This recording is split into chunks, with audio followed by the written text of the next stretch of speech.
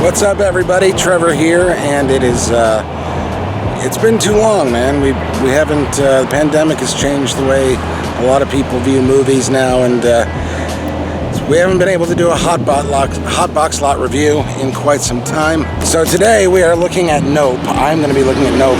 I got my ticket, but they're telling me that they're having technical difficulties. Now, we've all been there. I'm there every day of my life with technical difficulties. They're having technical difficulties, and that means I have to wait for the next show, which is at 2. They made up for it. They gave me a Welch's fruit snack. I want to start doing predictions about the movie because this made me realize I don't get into trailers that much. Several months ago, I saw the teaserist of trailers for Nope. By the way, it's about to start raining, so maybe it's getting darker. Once I saw that teaser, I was like, that's it, that's enough. I'm sold, and I haven't seen anything since. So I was all geared up to not watch anything about it online and everything, and now I'm here and gotta wait another hour and a half. What will I do? Who am I kidding? I'm just gonna get high.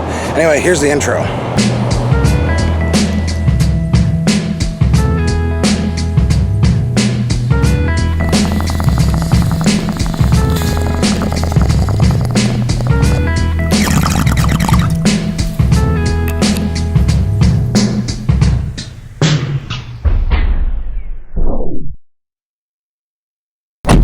Okay, well, it has been quite an adventure for me, folks.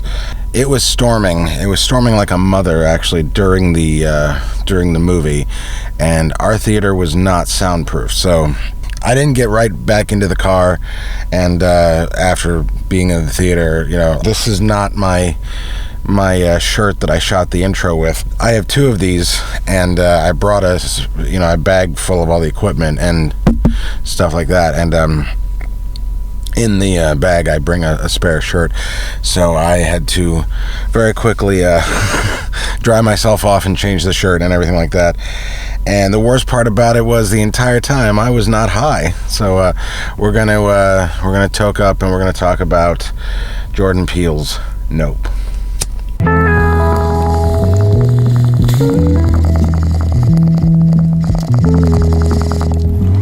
What if I told you that today you'll leave here different? Pops! Pops! I'm talking to you. Bro, what you see? Something above the clouds. That's big. How big? Big.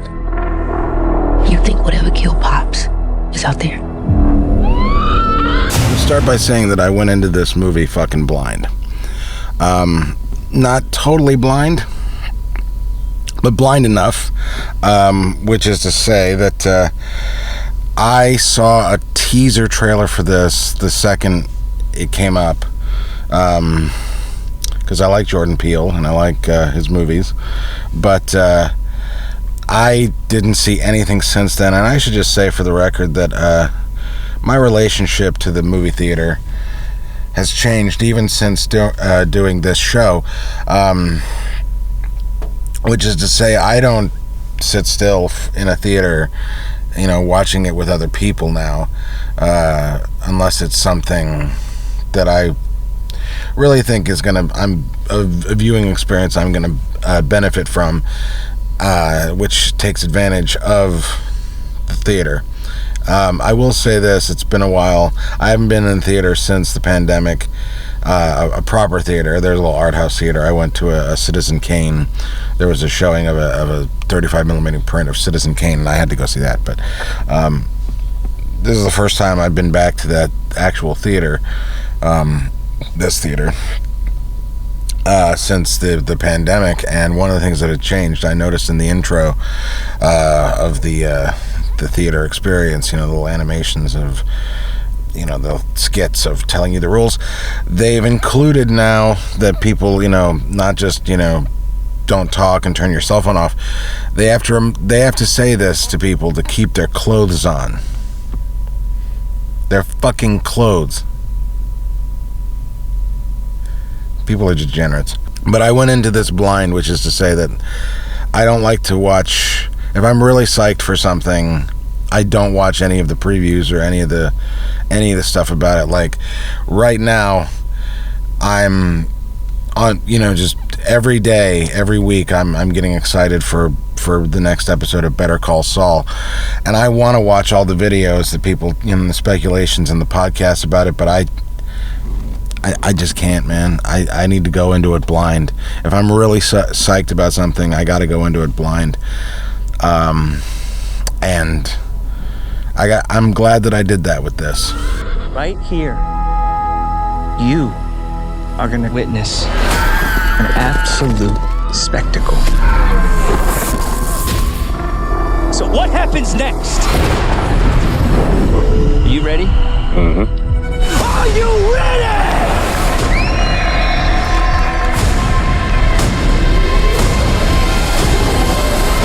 Here we go. Because I honestly do think this is my this is my favorite Jordan Peele movie. This is his third, where he was writing and directing, and it's in a similar genre, which is to say horror, but horror that features black characters and black families, which is great. But the reason this is my favorite, I think,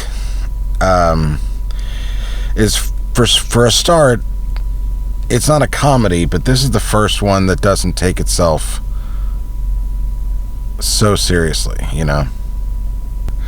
A lot of people loved Us, and I liked it. I didn't love it. I especially didn't love the third act. I feel like he didn't pay off the more fantastical elements set up by the first and second act. If you know what I'm talking about, you know what I'm talking about. If not, you need to see the movie.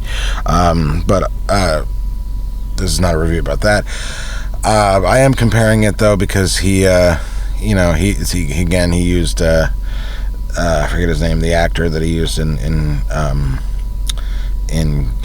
Get Out, which was my favorite of his. I didn't think it was a perfect movie.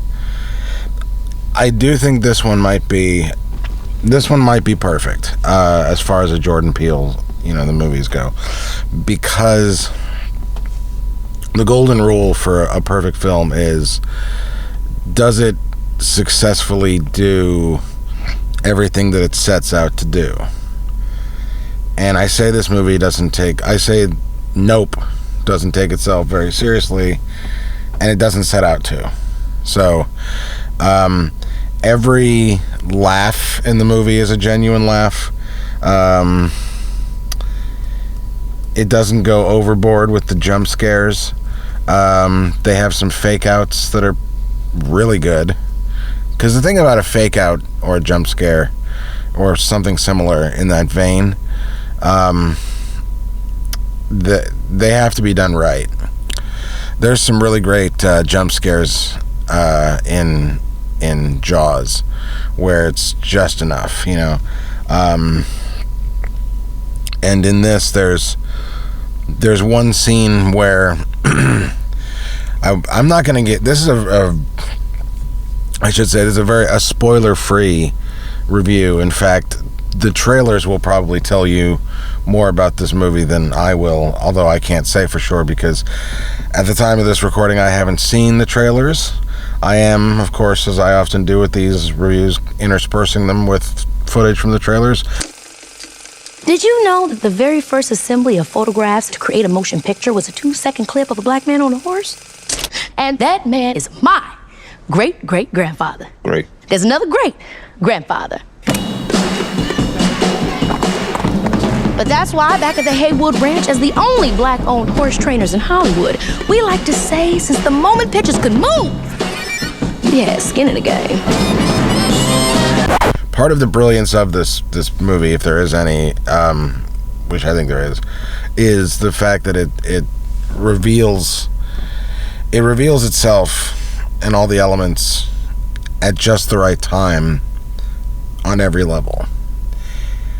And it's one of these movies that gives you just enough of everything. You know, there's no element of the movie that is overwrought. It's not too sappy, it's not too gory, it's not too funny, it's not too serious. I'm not going to say much about what it's about, but the last shot of the movie, you know, it's a happy ending, the movie, and the shot is just long enough for you to get that it all worked out and everything. You know, it doesn't linger, it doesn't get overly sappy, and that is just, you know, fitting of the whole tone of this movie. Just gives you enough of what you need to to accept and really spend time in this world that the movie has set up. And a very unique world it is too, and very unique characters.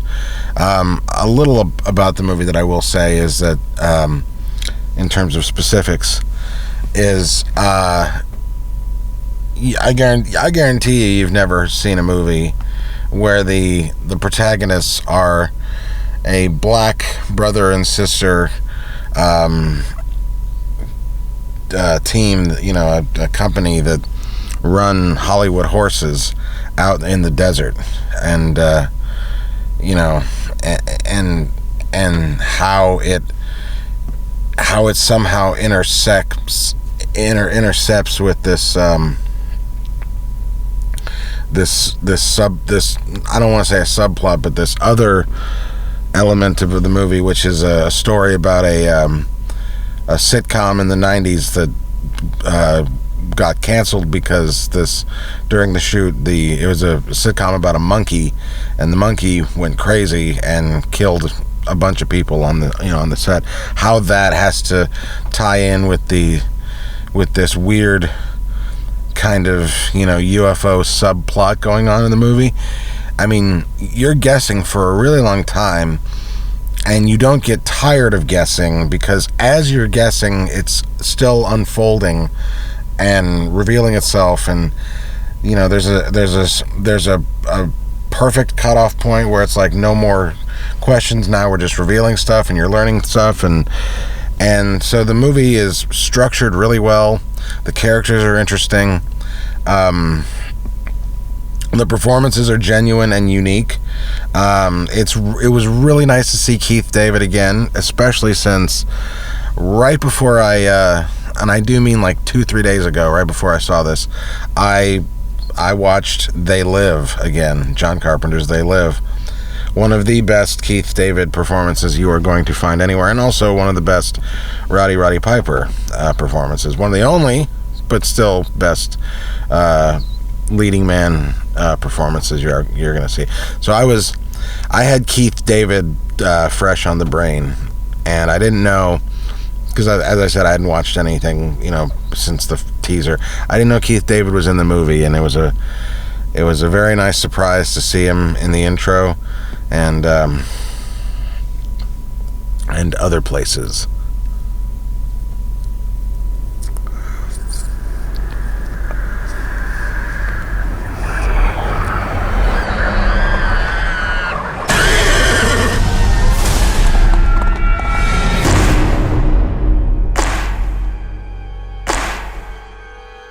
What's a bad miracle?